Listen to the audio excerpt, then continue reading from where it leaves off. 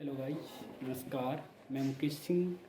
तो आज जो है 8 जनवरी फर्स्ट शिफ्ट में जो है मेरा एसएससी जीडी का एग्ज़ाम था। तो हमारे साथ बने रहिए। मैं आपको पूरा एनालाइज बताता हूँ किस प्रकार के क्वेश्चन आ रहे हैं और आपको जो है आगे किस प्रकार से तैयारी करनी है और क्या पढ़ना चाहिए क्या नहीं पढ़ना चाहिए, क्योंकि स्टूडेंट के मन में जो है एग्ज़ाम के टाइम पे सबसे बड़ा क्वेश्चन ये रहता है कि क्या पढ़ें क्या छोड़ें। ठीक है। और तो हम बढ़ते हैं आगे। तो सबसे पहले हम जीएस से स्टार्ट करते हैं। तो जीएस इजी लेवल की थी। अगर आपने सही जीएस पढ़ी है तो 13-14 हर कोई मतलब जिसने पढ़ी होगी एक बार जीएस वो कर लेगा। ठीक है। जीएस में नॉर्मल था, एक पॉलिटी से था, जैसे कि किन्हीं दो राज्यों के बीच जो नदियाँ नाले हैं उन पर कानून कौन बनाएगा। करंट अफेयर्स थे। ओलंपिक से था कि सबसे ज़्यादा पदक कब जीते थे भारत ने ओलंपिक में। और अगर हम बात करें तो उसके बाद संविधान संशोधन था, 73वां नॉर्मल था। और इकोनॉमिक्स से था, आरबीआई की पॉलिसी थी वो। ठीक है। जो मुद्रास्फीति को कम या ज़्यादा करने के लिए वो करता है। और उसके बाद हम आगे देखते हैं। तो आगे क्वेश्चन हमारे पास था लोसर कहाँ का 9 वर्ष से पूछा था। और उसके बाद अगर हम देखें तो जैसे तटीय राज्यों तटीय मत्स्य था, कुछ त्यौहार ऐसे करके था। और एक है कि AQI के जो कितने मानक हैं भारत में, तो 8 हैं, आपको पता होगा। और अगर उसके बाद हम बात करें तो 2 वैदिक काल से थे। ठीक है। और उसके बाद हम बात करें रीजनिंग की। तो अगर मैं आपको एक सुझाव दूं तो आप रीजनिंग पहले मत करना, क्योंकि रीजनिंग जो है थोड़ा भले ही कैसी भी आ रही हो, थोड़ा उलझाने वाली आ रही है। उसमें अगर आप ठीक भी करते हो, अगर आप मॉक में 10, 12, 15 मिनट के बीच करते हो तो आपको वहाँ अगर आप पहले करने लग जाओगे तो 15 से 20 मिनट लग जाएंगे। इसलिए मैं आपको सुझाव देता हूँ कि आप रीजनिंग लास्ट में करना, क्योंकि लास्ट में आपका माइंड थोड़ा मैथ करके खुल जाता है तो आप रीजनिंग आसानी से कर लोगे। रीजनिंग में वही 2 क्वेश्चन क्लॉक से आए थे और 3-4 सीटिंग अरेंजमेंट, बाद बाकी वही आ रहे हैं नंबर सीरीज। जैसे दे दे हमारे पास 19 A B, 17 B C, 25 C D. इनमें आगे कौन सा होगा, 2 एरर वाले आए थे, सीरीज दी थी, बताया था कि उनमें कौन सा एरर है। ठीक है।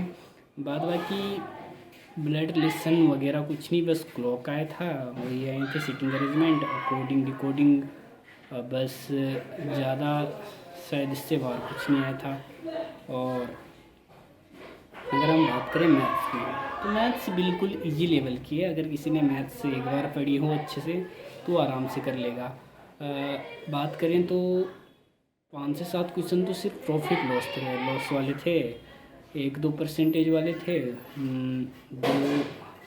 दो या तीन, हाँ 3 एवरेज वाले थे। एवरेज के जो फॉर्मूले होते हैं कि प्राकृतिक संख्याओं का योग, पहली प्राकृतिक संख्याओं के वर्गों का योग इतनी उतनी, वो सो था। और उसके बाद हमारे पास जो है सिंप्लीफिकेशन से थे। सिंप्लीफिकेशन से अच्छे क्वेश्चन बन रहे हैं, पॉइंट में बन रहे हैं। जैसे ऊपर दे दिया पॉइंट वाली वैल्यू दे दी, नीचे भी पॉइंट वाली उनकी मतलब उनका भाग करना है। ठीक है। और मतलब मैथ्स ओवरऑल ईजी आ रहा है थोड़ा। जैसे समचतुर्भुज वगैरह आ रहे थे तो हमारे पास वो नहीं थे, कुछ नहीं। हमारे पास आयत से आए थे 2 क्वेश्चन, वो विकर्ण दे रहा था, हाँ विकर्ण ही दे रहा था, क्षेत्रफल पूछ रहा था।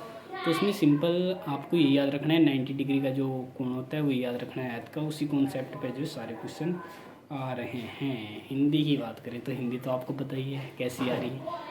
हिंदी अगर बात करें तो जो हमारे पास पैसेज आ रहा है, पैसेज हमारे पास 2 लाइनों का आ रहा है, नॉर्मल 2 लाइनों का, उसी में से 5 क्वेश्चन पूछे जा रहे हैं। तो 4 क्वेश्चन तो बिल्कुल ईजी है, हर कोई कर देगा। बट 5वें क्वेश्चन में थोड़ा सोचने की क्षमता चाहिए, क्योंकि एक हिसाब से वो शीर्षक हो गया तो उसका जो मतलब किस चीज़ पे केंद्रित बात है वही पूछता है 5वें में। और हमारे पास तो 2 तो प्रत्यय से आए थे, 3 चिन्ह से आए थे। एक आया था लोप चिन्ह क्या होता है, लोप वाला आया था। 2 पूर्ण विराम से आए थे। पहला वाला उसमें दोनों विराम थे, वैसे मैंने अच्छे से देखा नहीं। और उपसर्ग आए थे हमारे पास, मतलब उपसर्ग आए थे 2 और वो चिन्ह से 3-5, बाद बाकी वही आए थे कानून, शब्दावलियाँ इंग्लिश वाली। तो अगर मैं ओवरऑल बात करूँ तो ओवरऑल आपकी जो है लगभग 60+ तो माना बात 60 तक तो आपके सही जाने चाहिए जिस हिसाब से एग्ज़ाम आया था। 60 से 65। बट सिली मिस्टेक वाला मतलब ऐसा था एग्ज़ाम थोड़ा कि जिसमें सिली मिस्टेक के ज़्यादा चांस थे, क्योंकि एग्ज़ाम में अगर जितना सरल होता है उतनी ज़्यादा सिली मिस्टेक्स होती है।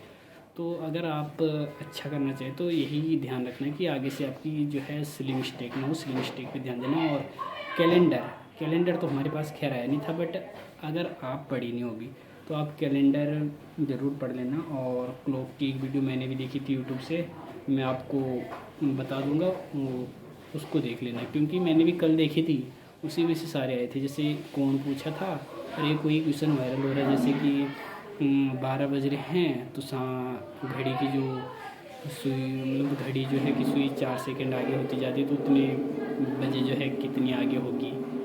थैंक यू, बने रहे हमारे साथ और बहुत बहुत शुभकामनाएं आपको।